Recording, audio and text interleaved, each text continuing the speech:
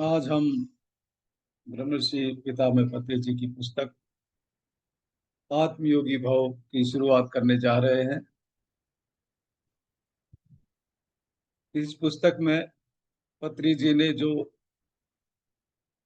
अपने संदेश दिए हैं महिला ध्यान कुंभ के समय पे, उन चीजों को लिया गया है। तो सबसे पहले हम पुस्तक की प्रस्तावना, थोड़ा परिचय। ब्रह्मर्षि पितामह सुभाष पत्री जी पिरामिड स्पिरिचुअल सोसाइटी मूवमेंट के संस्थापक हैं। पत्री जी एक महान आध्यात्मिक वैज्ञानिक हैं जिन्होंने समस्त मानव जाति को आध्यात्मिक वैज्ञानिक बनने का चमत्कारिक दृष्टिकोण दिया। वह अच्छे वक्ता, सक्षम व्यवस्थापक, निपुण बांसुरी वादक, अच्छे गायक, क्रिकेट प्रेमी, खाना बनाने के शौकीन और सबके मित्र हैं। 1979 में आत्मबोध होने के पश्चात पत्री जी ने आनापानसति ध्यान को पिरामिड ऊर्जा और संगीत से जोड़कर मानवता को एक अनुपम उपहार दिया। पत्री जी ने 1990 में करनूल में पहले पिरामिड बुद्धा पिरामिड ध्यान केंद्र की स्थापना की।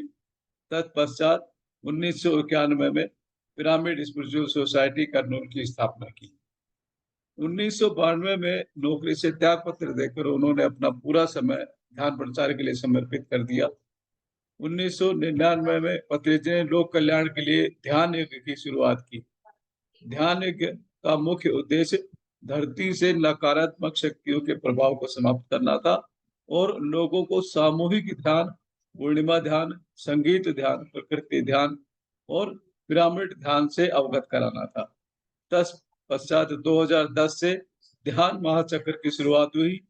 यह ध्यान महाचक्र हमारे लिए एक महान उत्सव है। इस उत्सव में विश्व के विभिन्न स्थानों से लाखों साधक भाग लेते हैं। इस महोत्सव में सामूहिक ध्यान, अखंड ध्यान, विभिन्न कार्यशालाएं, सांस्कृतिक कार्यक्रम आदि होते हैं। प्रत्येक ध्यान महाचक्र में सुबह 3 घंटे अखंड ध्यान होता है। तत्पश्चात पत्री जी अपना संदेश देते हैं। अभी तक 11 ध्यान महाचक्र संपन्न हुए हैं। 2019 से पत्री जी के मार्गदर्शन में महिला ध्यान महाचक्र की शुरुआत हुई। महिला ध्यान महाचक्र का उद्देश्य स्त्री शक्ति को जागृत कर धरती की ऊर्जा को संतुलित करना था। पत्री जी द्वारा ध्यान महाचक्र में दिए गए तेलुगु संदेशों का हिंदी अनुवाद कर आत्मयोगी भव पुस्तक का संकलन कर सभी आत्मबंधुओं तक पहुंचाने का प्रयास किया गया है। इस पुस्तक में आनापानसति ध्यान, पिरामिड ऊर्जा, पिरामिड नवरत्न, नवधर्म, जीवात्मा से परमात्मा बनने तक की यात्रा, जन्म परंपरा, कर्म सिद्धांत, 7 शरीर और चक्र, 7 लोक, आध्यात्मिक विज्ञान के 6 सिद्धांत, मृत्यु उपरांत जीवन आदि के बारे में दिव्य ज्ञान दिया गया है, जिसे जीवन में उतारकर हम इसी जन्म में अपनी आत्मा की यात्रा को पूर्ण कर सकते हैं। अब पत्री जी ने जो ध्यान महाचक्र 1 हुआ था 2010 अमरावती, 22 दिसंबर को उन्होंने जो शुरुआत की थी, उसका टाइटल था ध्यान करने से हम मिलजुल कर रह सकते हैं। ध्यान का अर्थ है खुद के साथ मिलना। ध्यान में हम खुद के साथ एक हो जाते हैं। बिना ध्यान के हम विभाजित होकर जीते हैं।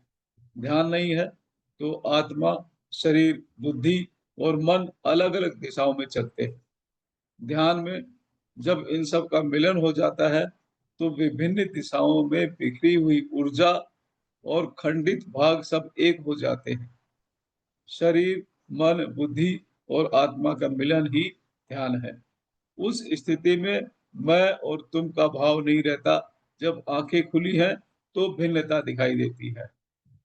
आंखें बंद होने पर हम अभिन्न हो जाते हैं। जब हम खुद के साथ एक हो जाते हैं तभी दूसरों के साथ मिलजुल कर रह सकते हैं। जब तक आप एकत्व में नहीं हो तब तक संसार में सुख नहीं है। यदि प्रत्येक व्यक्ति के साथ मिलजुल कर रहना है तो उसका एकमात्र मार्ग है कि पहले हम खुद के साथ एक हो जाए। ध्यान में रहकर ही हम खुद को शांत करके दूसरों के साथ खुशी से रह सकते हैं। व्यर्थ की बातों से झगड़ा होता है, इसलिए मुंह बंद करे, मन को शून्य करे, आंखें बंद करके थोड़ी देर के लिए सभी शारीरिक क्रियाएं बंद करके सांसों के साथ एक हो जाएं। सांसों के साथ एक होकर हम कमल फूल की भांति या एक नवजात शिशु की तरह बन जाते हैं। ध्यान करने से शरीर आरोग्य होता है, मन को संतोष मिलता है, बुद्धि का विकास होता है, आत्मा का अनुभव होता है और हम एक दूसरे के साथ मित्रता और एकता से रह सकते हैं। हम हमेशा अपनी प्रगति के लिए कार्यरत रहते हैं। जो जितनी मेहनत करता है, उतनी ही प्रगति होती है। बुढ़ापे में घंटों ध्यान करना अत्यंत कठिन है, इसलिए बचपन से ही बच्चों को ध्यान सिखाना चाहिए। ध्यान सबसे उच्च शिखर है। जैसे पहाड़ पर चढ़ने के लिए बहुत ऊर्जा चाहिए, वैसे ही बचपन और जवानी के समय में शरीर में ऊर्जा है, तभी ध्यान शुरू करें। भागना, दौड़ना बहुत आसान है। कुछ भी न करते हुए शांत बैठना मुश्किल है। जैसे रोना आसान है, हँसना मुश्किल है। अकेले रहना आसान है, मिल-जुल कर रहना मुश्किल है। जब आप संग में रहते हैं, तो सबका ध्यान अनुभव सुनना, अपना अनुभव दूसरों को बताना है और दूसरों का अनुभव सुनना, अपना अनुभव बताना, यह पीएसएसएम का मुख्य सिद्धांत है। ध्यान सर्वरोग हारिणी, ध्यान सकल भोग कारिणी, सत्य ज्ञान प्रदायिनी, समस्या सर्व संशय परिहारिणी परिष्कारिणी है। कोई भी समस्या हो, ध्यान करें। हमारा मुख्य संदेश है, कोई डॉक्टर नहीं, कोई दवाई नहीं, डॉक्टर के पास ना जाएं और दवाई ना लें। ध्यान करने से जो ऊर्जा मिलती है, उससे हर बीमारी ठीक हो जाती है। 1994 में स्वर्णमाला पत्री जी को बिच्छू ने काटा था। उस समय मैं कर्नूल बुद्धा पिरामिड में ध्यान सिखा रहा था। स्वर्णमाला जी ने वहां आकर मुझसे कहा, मुझे डॉक्टर के पास लेकर चलो। मैंने उनको पिरामिड के अंदर जाकर ध्यान करने के लिए कहा। बिच्छू का जहर शरीर में फैल रहा था और वह दर्द से करा रही थी। उस जगह पर कपड़ा बांधकर वह बुद्धा पिरामिड के अंदर ध्यान करने चली गई। उन्होंने लगातार 6 से 7 घंटे तक ध्यान किया। ध्यान से जैसे-जैसे उनके शरीर में प्राण ऊर्जा बढ़ रही थी, धीरे-धीरे जहर का असर खत्म हो गया। उन्होंने कोई भी दवाई नहीं ली, केवल ध्यान से ही स्वयं को स्वस्थ किया। हमारे अंदर इतनी शक्ति है कि हम किसी भी बीमारी को बिना किसी दवाई के केवल श्वास ऊर्जा यानी प्राण ऊर्जा से ठीक कर सकते हैं। 23 दिसंबर, जहाँ ध्यान नहीं वहाँ ज्ञान नहीं। ज्ञान क्या है और अज्ञान क्या है? ज्ञान अर्थात मैं आत्मा हूँ, अज्ञान अर्थात मैं शरीर हूँ। हमेशा याद रखना है, हम सब भगवान हैं। ध्यान से ही ये ज्ञान आएगा। जब हम सब आध्यात्मिक प्राणी हैं, इस ज्ञान से ही हमारा अज्ञान दूर होगा। जैसे कोई अंधकार से प्रकाश की ओर आ जाता है, तो प्रकाश में हर चीज़ स्पष्ट दिखाई देती है। अंधकार में कुछ भी दिखाई नहीं देता। जब आप ऐसा सोचते हैं कि मैं मनुष्य हूँ, तो आप अंधकार में जी रहे हैं। जीवन में आधा समय हम अज्ञान और संशय में ही जीते हैं। अज्ञान की वजह से हम कुछ भी देख नहीं पाते। पति-पत्नी, बच्चे, माता-पिता, जीव-जंतु, पड़ोसी कोई भी समझ में नहीं आता, क्योंकि हम अपनी संकुचित बुद्धि से सोचते हैं। जब ये अंधकार दूर हो जाता है, तो हमें उन्हीं रिश्तों में सुंदरता दिखाई देती है। पहली बार हमें अपने आस-पास सूर्योदय, सूर्यास्त और प्रकृति की सुंदरता दिखाई देती है। मैं आत्मा हूँ, यह ज्ञान ध्यान से आता है। हम जितना ज़्यादा ध्यान करते हैं, उतना ज़्यादा ज्ञान प्राप्त होता है। अज्ञान से हमें न्यूनतम भाव आ जाता है और ज्ञान से उच्चतम भाव आता है। जब ये ज्ञान आता है कि मैं भगवान हूँ, तुम भी भगवान हो, हम सब भगवान हैं, तो उच्च और निम्न का भाव किस लिए? जब हमारे मन में ये दोनों भाव नहीं है, तो हम सभी प्राणियों को सम्मान देते हैं। हमें वैराग्य से नहीं, वैभव के साथ जीना है। सर्वत्र उस वैभव को देखना ही आध्यात्मिकता है। पीएसएसएम वैराग्य को हटाकर वैभव के साथ लोगों को जीना सिखाने के लिए आया है। आत्मज्ञानी प्रतिक्षण वैभव में रहता है। आँख खोलने पर भी वैभव है, आँख बंद करने पर भी वैभव है, दरिद्र की तरह रहने पर भी वैभव है, स्वामी की तरह रहने पर भी वैभव है। पीएसएसएम वैराग्य को हटाकर वैभव का स्वागत कर रहा है। ध्यान सूर्य है। जिस तरह संसार में सूर्य से रोशनी है, उसी तरह आध्यात्मिक जगत में ध्यान से प्रकाश है। जिस प्रकार संपूर्ण मानव जाति के लिए एक ही सूर्य है, उसी प्रकार संपूर्ण मानव जाति के लिए ध्यान भी एक ही है। अगर आप सोचते हैं कि आपके लिए अलग-अलग सूर्य है, तो आप अज्ञानी हैं। इसी प्रकार हर एक के लिए अलग-अलग ध्यान विधान नहीं है, एक ही ध्यान विधान है, श्वासा अनुसंधान। पिरामिड मास्टर्स इस सत्य को जानकर अनुभव कर चुके हैं। श्वास के साथ रहना ही ध्यान है। जैसे सबके पास कंठ है, पर सब गायक नहीं बन जाते हैं, ऐसे ही सबके पास श्वास है, मगर सब ध्यानी नहीं है। प्रत्येक व्यक्ति को श्वासों के साथ एक होकर रहना है। श्वास ही कामधेनु, अक्षय पात्र, चिंतामणि, ऐरावत, वज्रायुध है। जैसे खुलकर गाना संगीत है, वैसे ही श्वास के साथ रहना ध्यान है। पिरामिड मास्टर्स ने एक ही ध्यान का यानी श्वासा अनुसंधान को ही अपनाया है। ध्यान हर एक संकल्प को पूरा करने वाली और सभी समस्याओं को नष्ट करने वाली मणि है। ध्यान सब कार्य को पूर्ण करने वाला अक्षय पात्र है। इस अक्षय पात्र से आपको जो चाहिए वह मिलेगा। ध्यान से सिर दर्द से लेकर कैंसर तक सब बीमारियां ठीक हो जाएंगी। ध्यान को लोक कल्याण के लिए उपयोग करने वाला ही पिरामिड मास्टर्स है। अगर आप दूसरों के विनाश के लिए ध्यान शक्ति का उपयोग करते हैं, तो ये एक क्षुद्र विद्या है। इस ध्यान से सामूहिक ध्यान की तरंगें निकलकर पूरे भूमंडल में जहाँ-जहाँ नकारात्मक भाव है, उसको रूपांतरित कर रही हैं। तीसरी आँख से देखने पर ये पता चलता है। पिरामिड मास्टर्स जन्म से ही ज्ञानी है।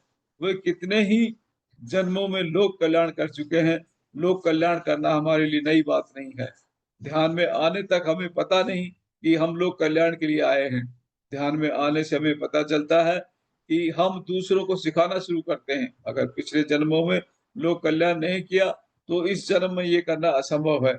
सभी मास्टर्स पिछले जन्म से ही ज्ञानी, ध्यानी और योगीश्वर हैं।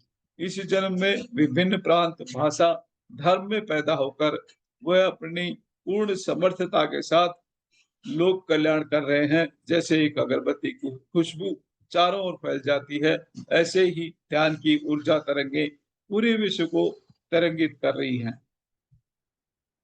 कई पुस्तकों में ऐसा लिखा गया है, ध्यान करना बहुत कठिन है, ये सत्य है। मगर पिरामिड मास्टर्स ने पिछले जन्मों में अत्यधिक ध्यान किया है और बहुत कष्ट सहकर आए हैं। मंगल मंगलम पल्ली बाल मुरली कृष्ण ने 4 साल की उम्र से ही संगीत कार्यक्रम देना शुरू कर दिया था, क्योंकि उनके पास पिछले जन्मों का अत्यधिक अनुभव था। मोजार्ट ने 4 साल की उम्र से ही गाना लिखना शुरू कर दिया था। इतनी छोटी उम्र में कोई गाना कैसे लिख सकता है? पिछले जन्मों के ज्ञान से ही हम उस कला के साथ ही पैदा होते हैं और उसमें जल्दी ही निपुण हो जाते हैं। ध्यान करने से ये सब पता चलता है, अन्यथा जानना अत्यंत कठिन है। एक बार ध्यान करने से पिछले जन्मों का पूरा ज्ञान आ जाता है। हम सोचते हैं कि हमें कुछ भी पता नहीं, पर अचानक आत्म प्रकाश हो जाता है। पिरामिड मास्टर्स संसार में पले-बढ़े हैं, तो फिर उन्हें इतना ज्ञान कैसे प्राप्त हुआ? हमारे ज्ञान को लेकर ही हमें आश्चर्य होता है, ये सब पिछले जन्मों से आया है। भविष्य वर्तमान से आता है और वर्तमान भूतकाल से आता है। आज जो कर्म हम कर रहे हैं, इसका फल भविष्य में मिलेगा। आज हम जो फल भोग रहे हैं, वह भूतकाल का परिश्रम है, यानी पिछले जन्मों के संस्कार हैं। हमारा कर्म ही हमारा कर्म फल बन जाता है। हमारा अभ्यास हमारा सिद्धत्व बन जाता है। अभ्यास निरंतर चलता ही रहता है। निपुण होने के पहले अभ्यास और निपुण होने के बाद भी निरंतर अभ्यास। इंद्र आदि देवता एक बार किसी समस्या को लेकर भगवान शिव के पास गए। उस समय शिव ध्यानमग्न थे। सभी देवता जाकर वहां बैठ गए। जब शिव जी ने अपनी आंखें खोली, तब देवताओं ने उनसे पूछा, हमने कितनी तपस्या की, तब कैलाश में आपके पास समाधान के लिए पहुंचे हैं। यहाँ आकर देखा तो आप भी ध्यान में मग्न बैठे हैं। आप किस लिए ध्यान में बैठे हो? तब शिव जी ने कहा, आपके लिए मैं महान हूँ। मेरे आगे बहुत उच्च लोक हैं। मेरे से उच्च स्तर पर हैं। मैं उनके साथ ध्यान के द्वारा संपर्क करता रहता हूँ। कैलाश से आगे भी बहुत सारे उच्च लोक हैं। आपको सिर्फ मेरे बारे में ही पता है, मुझे उच्च लोकों के बारे में भी पता है। एक बार भगवान बुद्ध ने अपने शिष्यों से कहा, मैंने आप सबको कितना ज्ञान दिया है, क्या आप जानते हो? शिष्यों ने कहा, आप स्वयं ही बताएं। बुद्ध ने एक शिष्य को कहा, सामने जो पेड़ है, पत्ते तोड़ कर लाओ। शिष्य ने कुछ पत्ते लेकर आया। बुद्ध ने पूछा, तुम्हारे हाथ में कितने पत्ते हैं? शिष्य ने कहा, जितने पत्ते मेरे हाथ में आए मैं उतने ही लेकर आया हूँ। बुद्ध ने पूछा, पेड़ पर और कितने पत्ते बाकी हैं? शिष्य ने कहा, अनगिनत। बुद्ध ने कहा, जो भी अभी तक मैंने तुमको बताया है वह तुम्हारे हाथ में आए जितने पत्तों जितना है। पूरा पेड़ जानना अभी बाकी है। हम जो बता सकते हैं वह बहुत कम है, हमें जो जानना है वह बहुत ज्यादा है। मैंने जो बताया है वह तुम्हारी मुट्ठी में आए पत्तों जितना है, फिर भी उतना बताना बहुत जरूरी है। एक पेड़ को तो नहीं दे सकते, पर एक बीज दिया है जो काफी है। वह स्वयं परिश्रम से उस बीज को पेड़ बनाएगा। हम दूसरों को ज्ञान तो नहीं दे सकते, पर ध्यान का सूत्र दे सकते हैं। श्वास के ऊपर ध्यान करना सभी को सिखाया जा सकता है, जो एक बीज से एक बड़ा वृक्ष बन जाएगा। बीज कितने भी लोगों को देना चाहो दे सकते हो। प्रत्येक व्यक्ति को ध्यान सिखाना अर्थात उस व्यक्ति को ध्यान का बीज देना है। जब आप उस व्यक्ति को ये बताते हो कि आप भगवान हो, तो आप उसको ज्ञान का बीज दे रहे हो। प्रत्येक व्यक्ति को ध्यान और ज्ञान का बीज देना ही पिरामिड मास्टर्स का काम है। उस ध्यान बीज को की परवरिश करके वह पिरामिड मास्टर बन जाएगा। सभी मनुष्य एक जैसे ही हैं, जो मास्टर बने हैं या जो मास्टर नहीं बने हैं। उदाहरण के लिए, जैसे एक स्त्री माँ बनती है, लेकिन जो स्त्री माँ नहीं बनी उसमें भी माँ बनने की पूरी क्षमता है। वह 15 साल से 50 साल की उम्र में कभी भी माँ बन सकती है। ऐसे ही भगवत तत्व हर एक मनुष्य के अंदर है। जब वह ध्यान में आकर खुद को जान लेता है कि मैं भगवान हूँ, तो मास्टर बन जाता है। हमारे पास सर्व शक्तियां हैं, पर बाहर से कुछ भी दिखाई नहीं देता।